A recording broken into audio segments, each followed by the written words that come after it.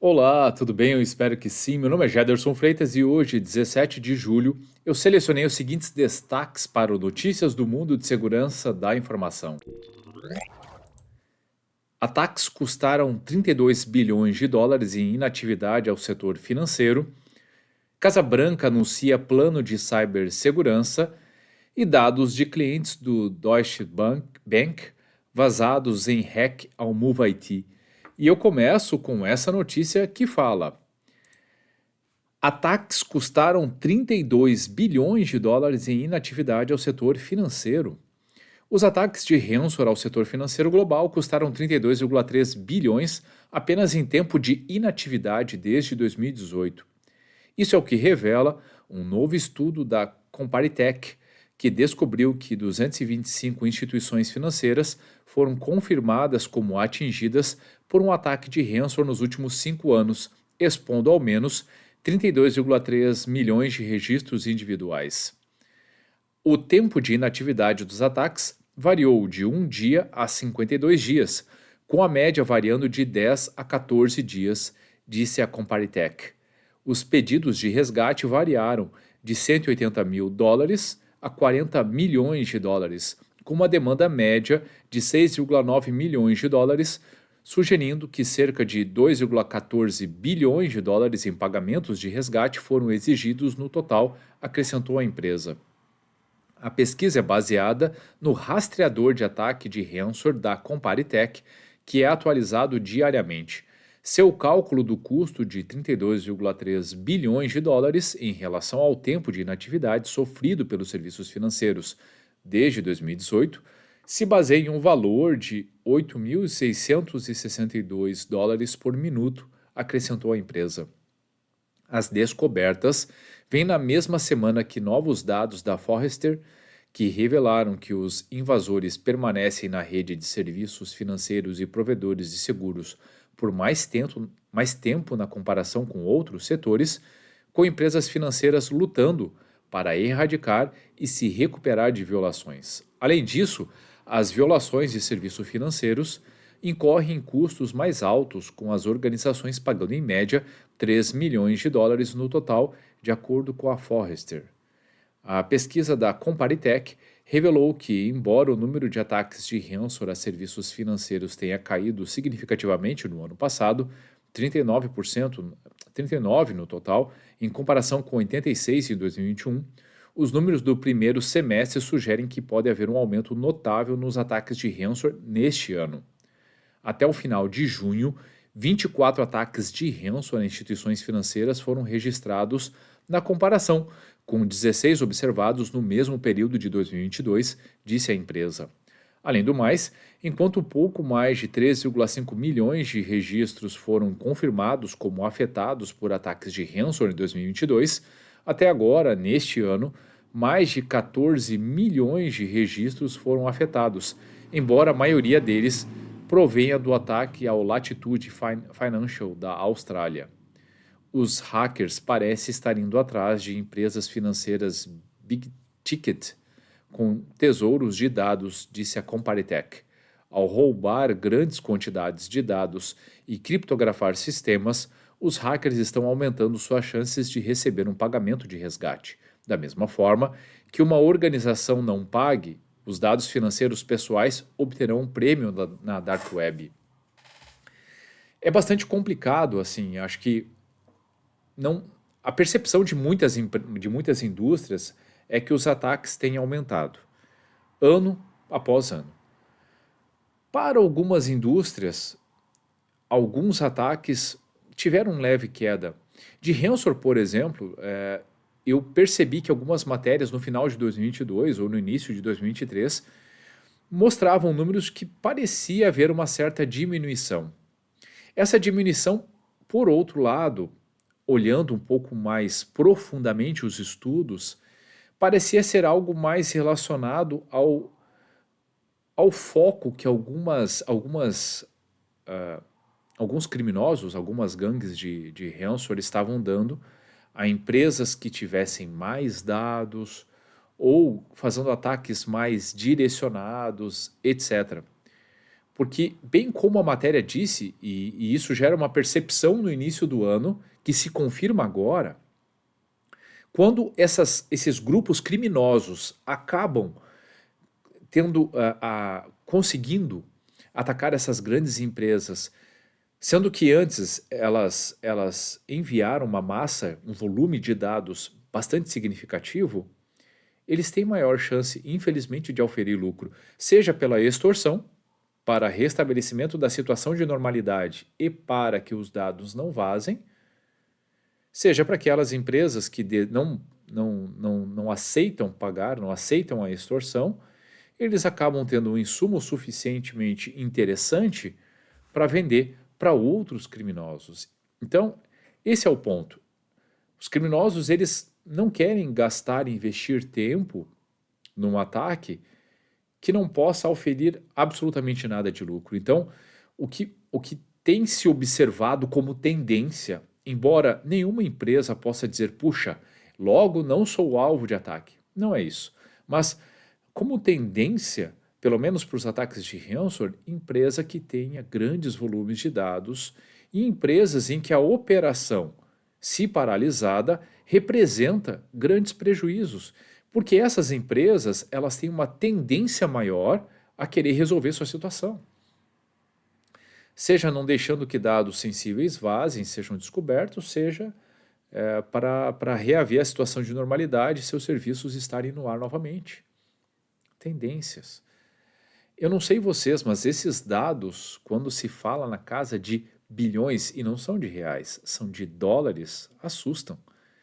Nós estamos falando de um setor financeiro que foi afetado em 32 bilhões de dólares em 5 anos. Só com paralisação. Nem levar em consideração aqui aspectos ligados à extorsão, por exemplo. Só dados relacionados à paralisação. Já é um prejuízo muito grande. E aí, claro, para finalizar o meu comentário, essa matéria, na contramão disso, muitas empresas do mercado financeiro, não só do mercado financeiro, mas como a matéria está falando e ressaltando o mercado financeiro, vou me permitir fazer um comentário deste mercado. Algumas empresas acabam achando que segurança da informação é custo, apenas custo. E aí, a fim de reduzir suas despesas, acabam enxugando seus times de segurança, controles, investimento em controles ou custos em controles, seja para proteção, detecção ou resposta dos incidentes. Obviamente que gestão de riscos significa manter um equilíbrio, conseguir investir para que os riscos tenham patamares aceitáveis e, ao mesmo tempo, não desperdiçar dinheiro com controles que não tragam benefícios, óbvio. Mas, sinceramente, pela quantidade de incidentes que estamos vendo, não é isso que as empresas estão fazendo, a menos que elas tenham processos de gestão de riscos extremamente maduros. Quem aí arrisca dizer que sim? Casa Branca anuncia plano de cibersegurança. A administração Biden-Harris publicou o plano de implementação da Estratégia Nacional de Cibersegurança, NCCIP, que propõe mais de 65 iniciativas federais para fortalecer a cibersegurança nos Estados Unidos. O plano visa garantir que as entidades mais capazes e bem posicionadas, tanto no setor público quanto no privado, assumam uma maior responsabilidade na mitigação dos riscos cibernéticos. Além disso, busca aumentar os incentivos para investimentos de longo prazo em cibersegurança. O NSC-CIP é um documento dinâmico que será atualizado anualmente e cada iniciativa é atribuída a uma agência responsável com um cronograma definido para sua conclusão. O Escritório do Diretor Nacional de Cibersegurança, ONCD, coordenará as atividades do plano, incluindo a elaboração de um relatório anual ao presidente e ao Congresso sobre o status da implementação. Esse é um exemplo a ser seguido. Não significa dizer que Estados Unidos tem uma cultura extremamente robusta de segurança, está longe de passar por incidentes. Nada disso. Talvez em todo o mundo, se não é o país mais visado, com certeza está no top 3. Com toda certeza está no top 3, entre os países mais visados. E são aqueles que sofrem mais ataques, que têm sofrido mais os efeitos colaterais dos incidentes, prejuízos na casa de bilhões. Por outro lado, seu governo não só tem uma política de segurança cibernética definida, mas também planos de implementação da estratégia nacional, com 65 iniciativas mapeadas, com responsáveis, prazos, investimentos, etc. E nós aqui ainda não temos sequer uma política de cibersegurança nacional. Espero, obviamente, que aqui a gente consiga elevar o nível de maturidade e aculturar empresas, pessoas, instituições públicas da importância de se trabalharmos aspectos de segurança. E claro, se todo mundo fizer bem a sua parte e começar um trabalho muito forte, obviamente a gente vai elevar o nível de cibersegurança, apesar de não termos esses mesmos incentivos que em outros países existem. Dados de clientes da Deutsche Bank vazados em hack ao Move IT. Se eu estiver falando essa palavra errada, me perdoem, mas enfim. O Deutsche Bank AG confirmou que uma violação de dados em um de seus provedores de serviços expôs dados de clientes. O banco identificou o incidente como um ataque de violação de dados ao Move IT Transfer, de acordo com um comunicado ao Blipping Computer. Fomos notificados de um incidente de segurança em um de nossos provedores de serviços externos que opera nosso serviço de troca de contas na Alemanha, disse um porta-voz do banco ao site. Os invasores obtiveram acesso aos dados de milhares de clientes bancários cujas solicitações de alteração de conta foram transferidas para um provedor de dados externo chamado Majorel Germany, de acordo com a Bloomberg. O provedor de serviços de troca de contas, Majorel Germany, Majorel Germany, melhor dizendo, disse aos meios de comunicação alemães locais que havia sido alvo de um ataque cibernético, como parte de uma falha de segurança no software Move IT Transfer, que afeta muitas empresas em todo o mundo. A Major Germany se tornou alvo de um ataque de hackers, disse a empresa aos meios de comunicação. Os dados expostos incluíam nomes de clientes e números de contas. O banco também alertou que mais de 100 empresas em mais de 40 países foram potencialmente afetadas. Ao visar a Major Germany, os operadores de ameaças aproveitaram uma vulnerabilidade de injeção de SQL encontrada no Move IT Transfer, software de transferência de arquivos da Progress Software, para obter acesso aos dados. A vulnerabilidade foi explorada antes que a empresa enviasse uma notificação sobre isso em 31 de maio. Os clientes do software foram aconselhados a verificar os indicadores de acesso não autorizado nos últimos 30 dias. Em 31 de maio, havia cerca de 2.500 instâncias do Move IT Transfer expostas à internet, a maioria das quais parecia estar nos Estados Unidos. Os ataques foram vinculados à gangue de Ransomware Club, com sede na Rússia. O ataque ocorreu antes que a vulnerabilidade do software se tornasse pública e afetou apenas um único sistema executando o software Move IT na Alemanha, disse o banco em comunicado, acrescentando que os sistemas da Deutsche Bank não foram afetados. O vazamento de dados no provedor de serviços de troca de contas também afetou o Postbank, Comdirect e Inc., de acordo com a agência de notícias alemã Handelsblatt. De acordo com o estado atual do conhecimento, um número baixo de 4 dígitos de clientes que usaram a assistência legal de troca de conta ao abrir uma conta corrente conosco são afetados, disse o Ing. O Commerzbank, por sua vez, confirmou que os clientes de sua marca Comdirect foram afetados pelo vazamento de dados. Esse é um caso que, assim,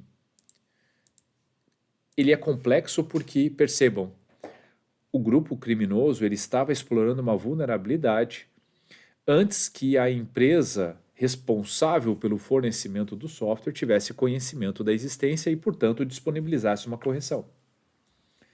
Dito isso, obviamente não dá para eximir a empresa que desenvolve o software da responsabilidade por essa vulnerabilidade. Injeção de SQL, ela é uma das vulnerabilidades mais exploradas e conhecidas que existe. Ela está presente no OWASP Top 10 pelo menos nas últimas 3 versões. Então, não exime a empresa, a Software Progress, da responsabilidade de testar suas aplicações a fim de descobrir vulnerabilidades relativamente simples como essa. Obviamente que softwares de análise de código e de análise de aplicação teriam pego essa vulnerabilidade. Então, assim, é óbvio que eles falharam nos testes. Mas também preocupa que muitas empresas acabem adotando sistemas sem conhecer, sem fazer testes. Vamos lá, vamos pegar rapidamente aqui esse contexto. Então, a Software Progress desenvolveu uma aplicação e disponibilizou. Não sabia que ela possuía vulnerabilidades. Aí você adquire esse software porque entende que aquele serviço é um serviço importante. Você não insere no seu roadmap de testes, testes nessa aplicação para verificar se ela possui vulnerabilidades? Isso é o que todo mundo deveria fazer. Então, duas partes. Obviamente que existe a responsabilidade da empresa que desenvolve, mas existe a responsabilidade das empresas que adquirem a solução. De novo, SQL Injection não é uma vulnerabilidade desconhecida. E muitas aplicações, e muitos softwares de teste, tanto de aplicação quanto de código, olham para esse tipo de vulnerabilidade.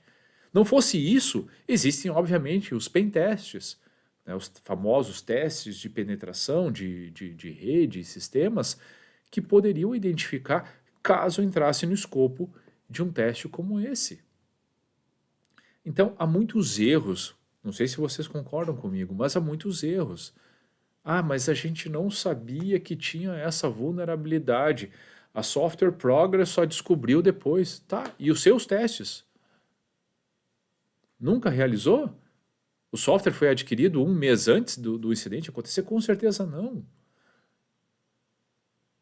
Você não testa os novos softwares adquiridos? Adquiriu o software, não faz nenhum teste. Nada. É isso, pessoal. A gente tem muito para evoluir nesses aspectos. Porque é muito simples ficarmos empurrando a responsabilidade para o outro e fingir, né, ou ignorar que temos sérias responsabilidades por tudo aquilo que está rodando na nossa empresa e que está, eventualmente, manuseando dados. Bom, pessoal, o que eu tinha selecionado para hoje era isso. Espero sinceramente que vocês tenham gostado. E se você gostou do conteúdo, se fez sentido para você, então curta, salve, compartilhe esse post ou marque a pessoa ou as pessoas que podem se beneficiar desse tipo de conteúdo. Eu tenho certeza que fazendo essas ações, podemos fazer a diferença trazendo mais cultura de segurança da informação. E se você possui alguma dúvida, alguma crítica ou sugestão, fique muito à vontade para deixar comentários ou mandar mensagem diretamente para mim. Combinado? Ótimo dia, ótima semana a todos e até a próxima.